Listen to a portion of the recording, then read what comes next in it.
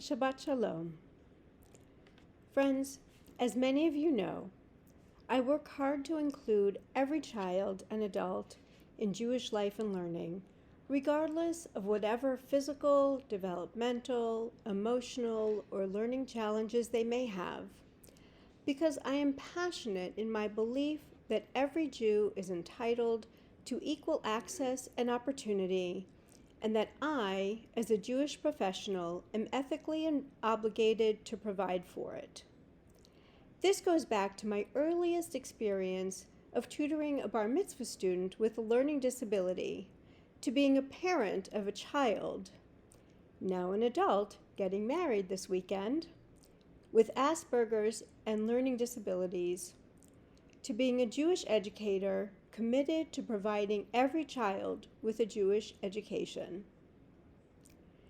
So I'm sure you can imagine my reaction to these verses in this week's Torah portion, Emor, Leviticus chapter 21. God spoke further to Moses, saying, "Speak to Aaron and say, no man of your offspring throughout the ages who has a defect shall be qualified to offer the food of his God. No one at all who has a defect shall be qualified." The text then goes on to enumerate both permanent and temporary so-called defects, from blindness to having limbs that are too short or too long, to having a broken arm or leg, to having a scar. God then repeats, "No man among the offspring of Aaron the priest who has a defect shall be qualified to offer Adonai's offering by fire. Having a defect, he shall not be qualified to offer the food of his God." I'll admit that this prohibition applied only to a tiny percentage of the population, and that it's no longer relevant, having to do with animal sacrifice in the ancient temple. So what's the issue?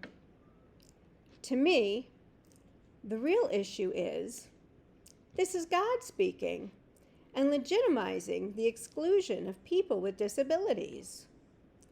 And if God is okay with discriminating, then how do we stop people from doing the same? Trying to make some sense of this passage, I looked to commentary, both classical and modern. Here's a sampling of what I found. People with disabilities already have higher souls, so they don't need to serve God. The exclusion was for their own good. After all, people with disabilities are sure to make mistakes. And remember what happened to Nadav and Avihu.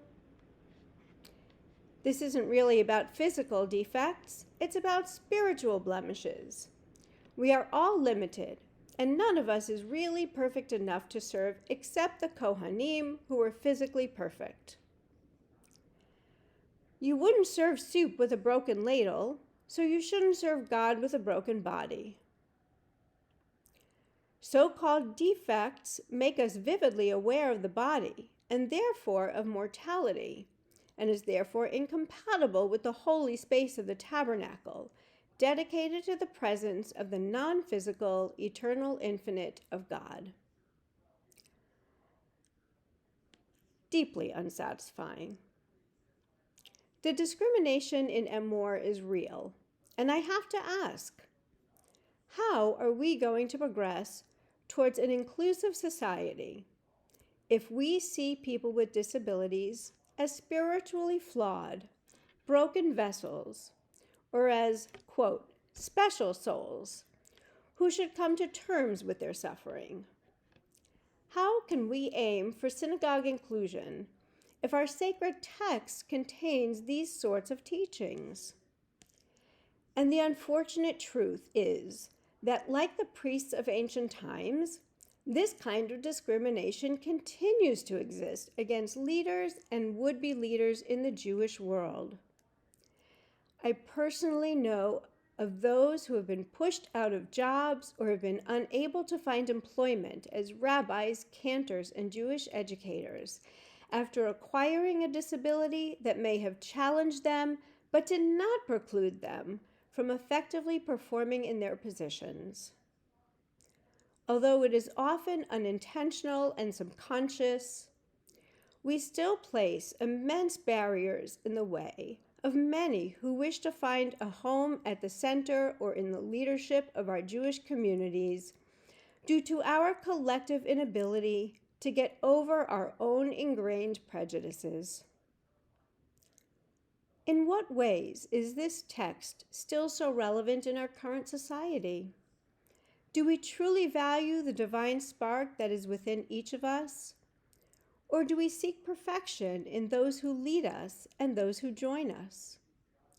How are we silencing those who are different, subtly and explicitly, because their stories and experiences make us uncomfortable? And how do we change that behavior so that everyone's truth may be heard? Rabbi Joshua Lesser shares the following story. A few years ago, I was helping a child prepare for his bar mitzvah, which was on Shabbat Emor. As we were reading together the text, he looked at me and said, "I wouldn't have been able to be a Kohen back then, would I?" Asked why he felt this way, he responded, "Well, I have dyslexia pretty badly. That's a defect, right?" This became the question we wrestled with for the rest of our preparation. He wanted to address this injustice, but another question emerged, perhaps even more challenging than the others. I asked him to think about how he might view his disability, with all of its challenge and pain, as an asset. What, if any, benefits come with having dyslexia? He looked puzzled at first, and then he smiled. In his Devar Torah, he ultimately spoke of how his dyslexia taught him to be more patient with others and a more compassionate person. This in turn made him a better brother, son, and friend. Just as importantly, he defied Leviticus's narrow recognition of perfection and saw himself as deserving to be leading the worship that day. As I discussed last week, all people are made in God's image. Each person is a whole world, we learn in the Talmud, Masachet Sanhedrin. If you destroy a person, you destroy an entire world. Save a person, and you save an entire world. Each Jew has a letter in the Torah that is considered their own, and a Torah isn't kosher if a single letter is broken. We can only be a holy people when we are whole. Wholeness is not about body worship or external image.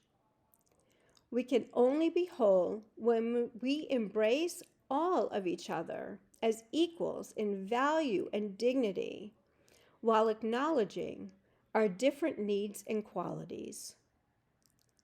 May we continue the endless process of undoing the barriers that preclude so many from being their authentic selves. May the day come speedily in which the inherent dignity and worth of everyone is sacrosanct. Ken Yehi Ratzon, may this be God's will. Shabbat Shalom.